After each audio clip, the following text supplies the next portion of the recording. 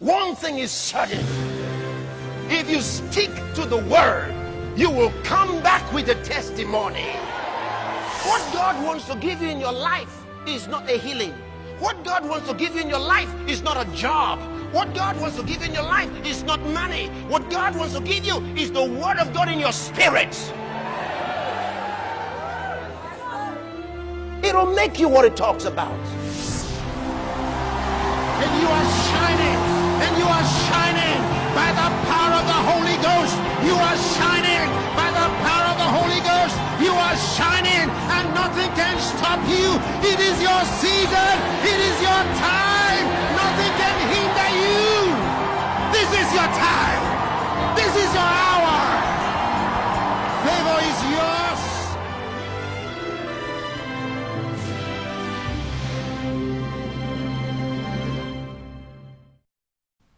Alléluia. Vous savez, nous devons continuellement nous garder focalisés à l'esprit sur le but de notre ministère. Pourquoi est-ce que nous faisons ce que nous faisons? Pourquoi est-ce que nous sommes dans le ministère?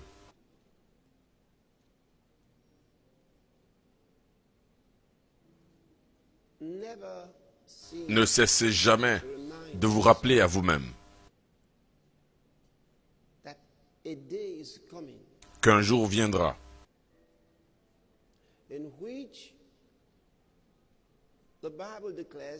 dans lequel la Bible dit que nous allons tous nous tenir devant le trône de jugement de Christ,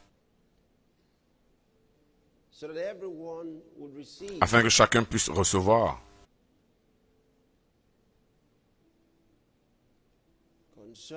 selon toutes ses œuvres, tout ce qu'il a fait sur cette terre.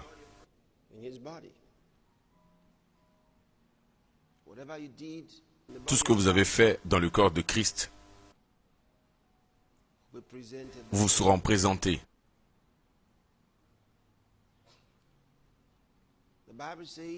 La Bible dit, si nous avons agi avec droiture, nous recevrons une récompense.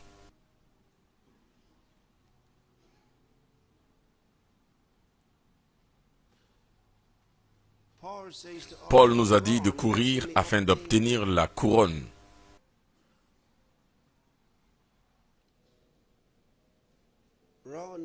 Courez votre vie pour un but, pour gagner devant le Seigneur.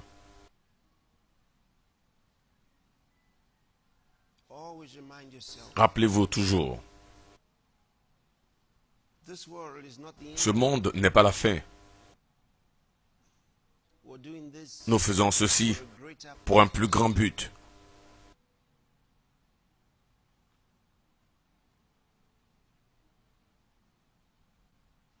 Alléluia. Donc, si vous avez constamment cela en face de vous, cela vous guidera dans les choses que vous ferez, dans la vie que vous allez vivre. Alléluia. Avec cela, j'aimerais vous souhaiter la bienvenue au cours du rafraîchissement des pasteurs de cette année. C'est une année où nous allons accomplir de grandes choses. Asseyez-vous, s'il vous plaît.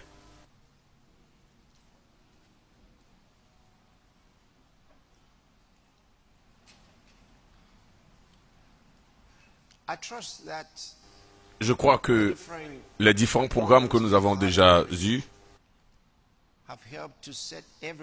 ont aidé à fixer et maintenir tout le monde sur le but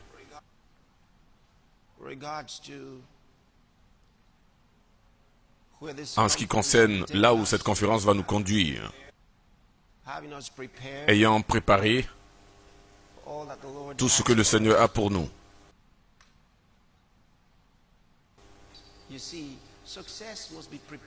Vous voyez, le succès doit être préparé. Le succès n'est pas un accident. N'importe quel type de succès, que ce soit quelqu'un qui fait les affaires ou quelqu'un qui fait la politique, ou quelque type de commerce, le succès n'est pas un accident. Il doit être soigneusement préparé. Le futur appartient à ceux qui s'y préparent. Vous ne pouvez pas simplement avoir l'espoir que cela va arriver. Non, ça n'arrive pas comme ça. Il y a beaucoup de belles choses qui peuvent vous arriver sur le sentier de la vie, sans forcément vous y être préparé. Mais ça, c'est juste comme une orange mûre qui tombe de l'arbre. Les meilleurs ne tombent pas comme ça tout le temps, vous voyez? Vous devez aller les chercher. Vous voyez? Donc, vous ne pouvez pas attendre que les bonnes choses tombent sur vous.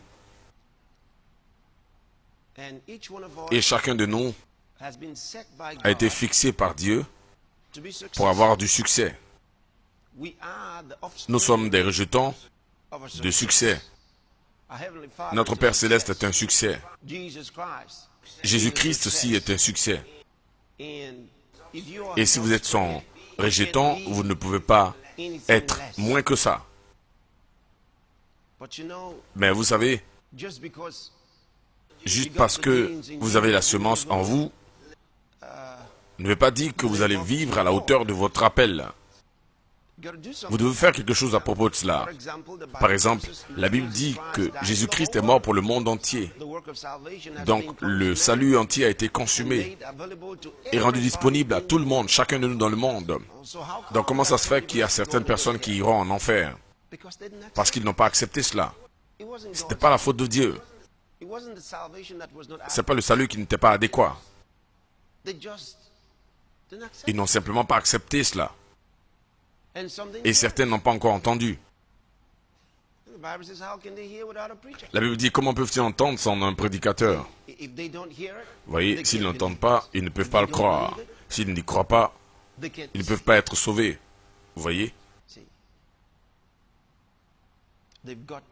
Ils doivent l'entendre pour croire. Ils doivent le croire pour être sauvés. Et le seul moyen par lequel ils peuvent l'entendre, c'est seulement si quelqu'un le leur annonce. C'est ce que la Bible dit. Comment est-ce qu'ils peuvent entendre sans un prédicateur envoyé de Dieu? Peut-être que je devrais rafraîchir votre pensée. C'est le cours du rafraîchissement des pasteurs de toute façon. Donc laissez-moi rafraîchir votre pensée avec les Écritures. Livre de Romains, chapitre 10. Lisons à partir du verset 17. Il dit ainsi, la foi vient de ce qu'on entend, et ce qu'on entend de la parole de Christ. Prochain verset.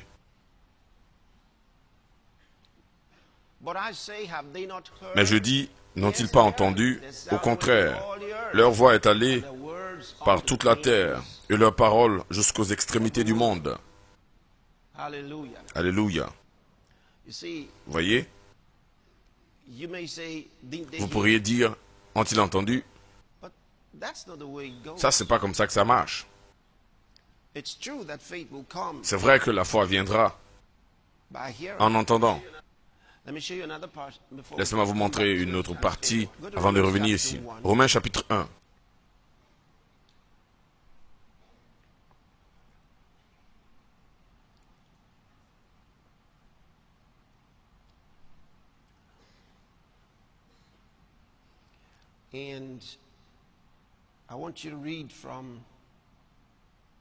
Et je voudrais que vous lisiez à partir du verset 18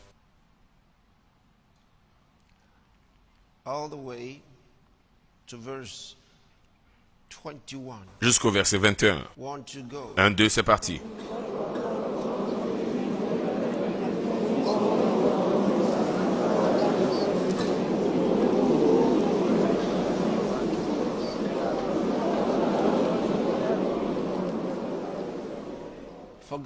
Dieu leur ayant fait connaître, car la perfection invisible de Dieu, ralentissez, je veux que vous méditiez en lisant, remarquez ce qu'il dit.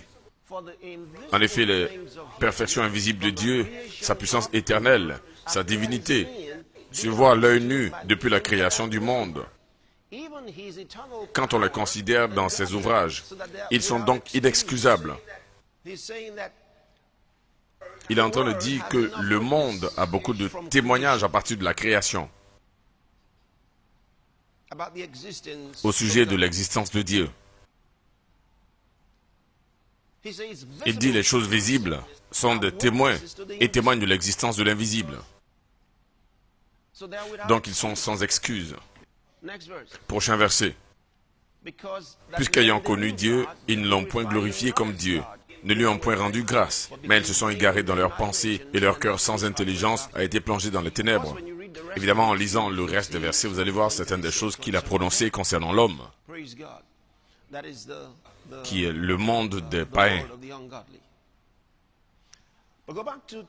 Repartons au chapitre 10. En fait, dans le livre de Romains, chapitre 10. Premièrement, commençons par ce verset 17, parce que c'est une clé de ce qu'on vient de voir. Il dit ainsi, la foi vient de ce qu'on entend, et ce qu'on entend de la parole de Dieu. Il dit, la foi vient de ce qu'on entend. Allez-y au verset 13, toujours de Romains 10, verset 13. Même livre, même chapitre. Il dit, car quiconque invoquera le nom du Seigneur sera sauvé.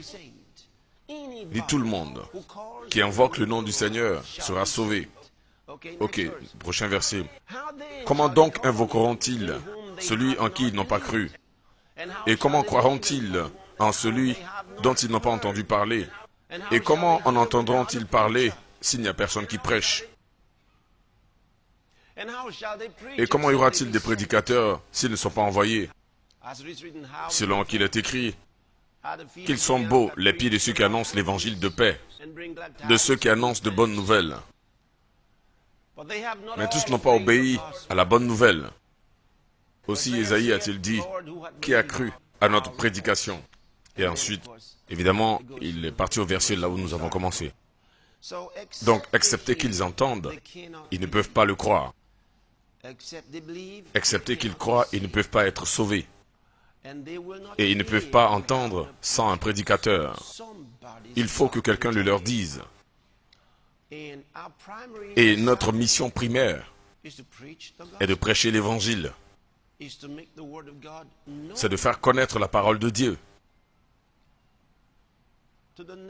aux nations du monde. Il nous a envoyés pour prêcher sa parole.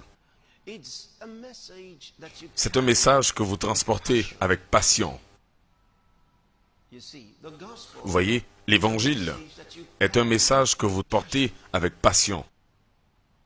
Passion, avec une passion originale dans votre cœur. Évidemment, propulsé par l'amour du Père, l'amour de Jésus.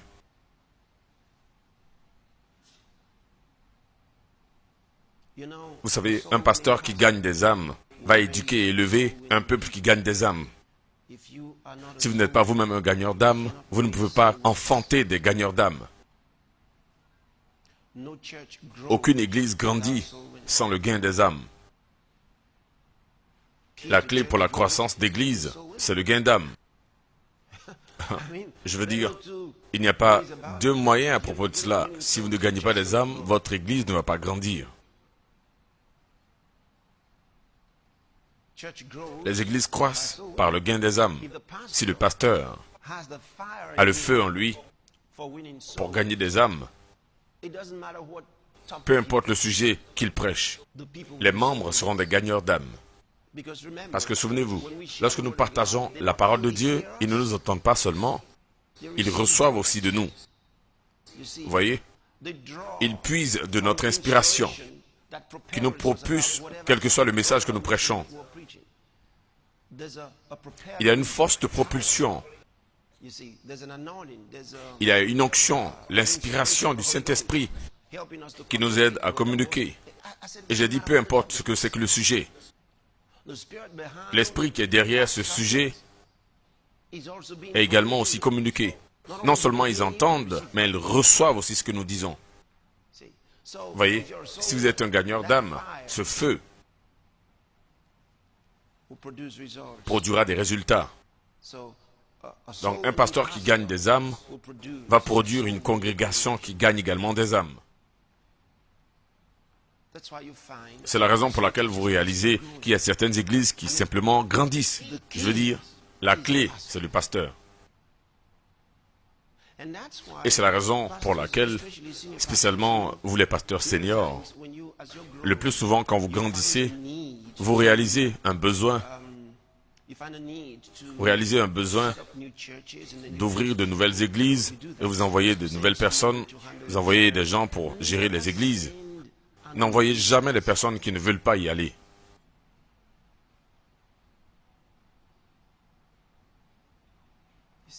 Vous voyez?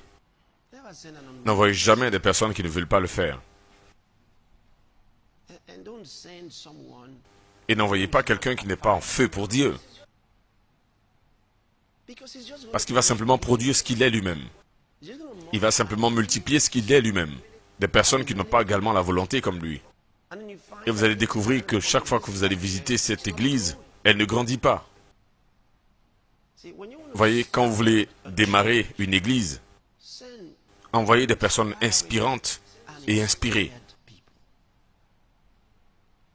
Envoyez les leaders les plus forts. D'accord? Les leaders les plus forts. Quelqu'un qui a été formé et qui a accepté la formation avec joie. Pas quelqu'un que vous essayez vous-même d'inspirer. Pas quelqu'un que vous essayez d'encourager. Ne donnez jamais l'office de pasteur comme un tremplin pour quelqu'un que vous essayez de former. Quelqu'un que vous essayez de former, d'être un pasteur d'une église. Vous lui demandez d'aller coordonner une nouvelle église. Ça, c'est mauvais.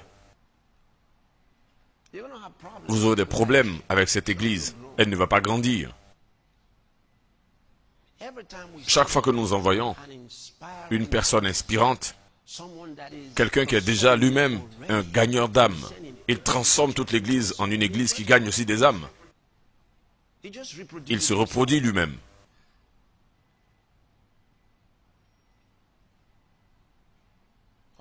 Vous essayez de commencer un groupe d'hommes ou de femmes. L'homme ne vient pas à l'église et vous lui demandez d'être la tête du groupe des hommes. Ça ne marchera jamais.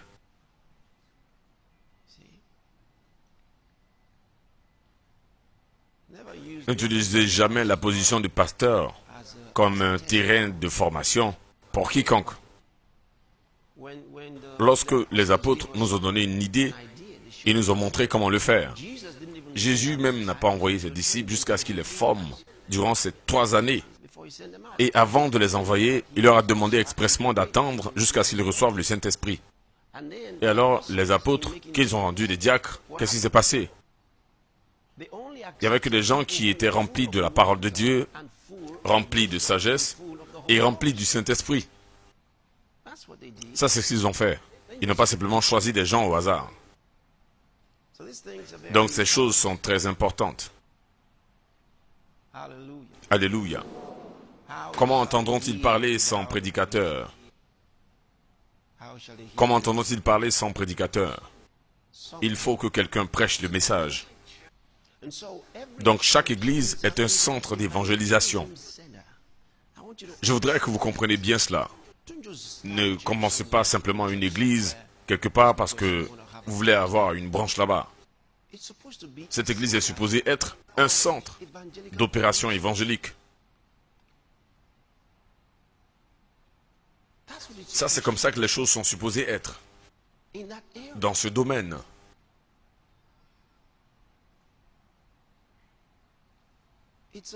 C'est un bureau de coordination pour les opérations d'évangélisation. Ou on peut dire les opérations évangéliques. Parce que tout cela a à voir avec l'évangélisation.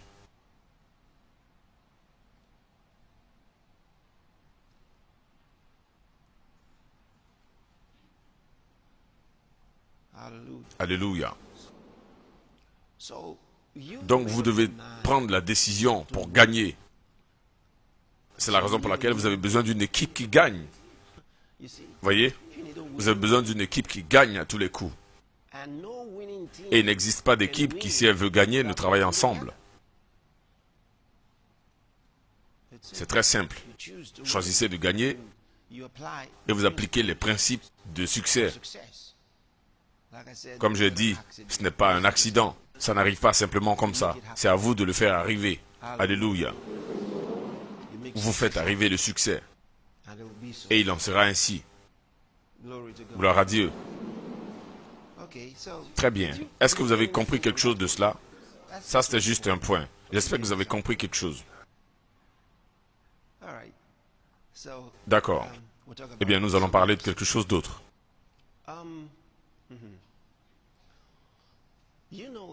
Vous savez que il y a longtemps que je pense à un certain nombre de choses, particulièrement lorsque je considère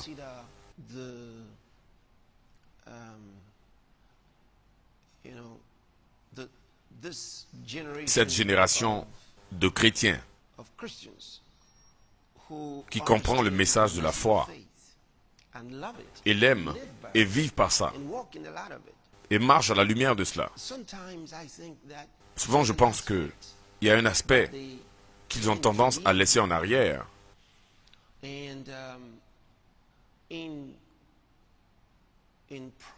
Dans la poursuite de notre cause. Mais jetons un coup d'œil à ce passage pour voir exactement ce dont je parle. Josué, chapitre 3. Nous lisons à partir du verset. On pourrait peut-être commencer à partir du verset 1. Est-ce que vous êtes prêts? Très bien. Commencez. 1, 2, c'est parti.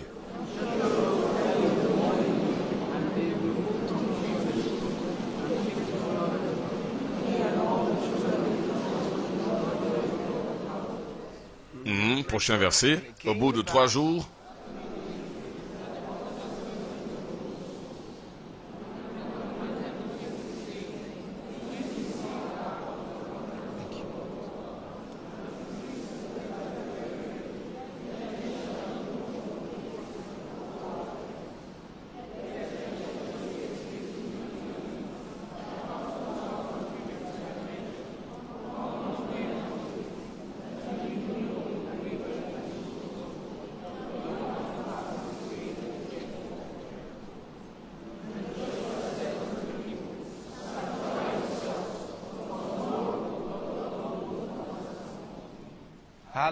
Alléluia. Est-ce que vous avez vu ça? Ok, poursuivez.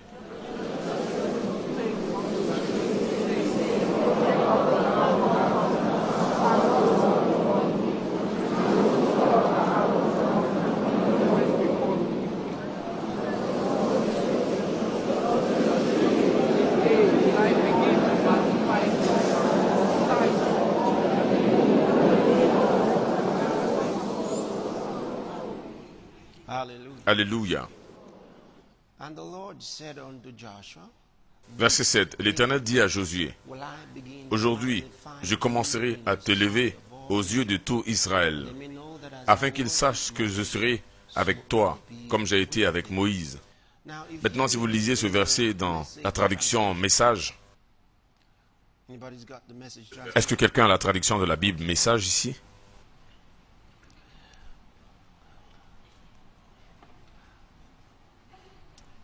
Il dit, « Oh, c'est juste là-haut. » Ok, lisez-le. C'est sur l'écran. 1, 2, c'est parti.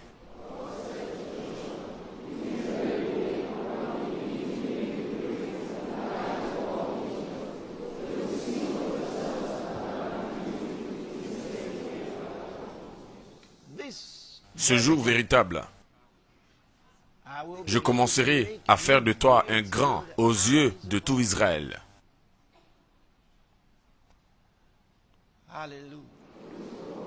Alléluia.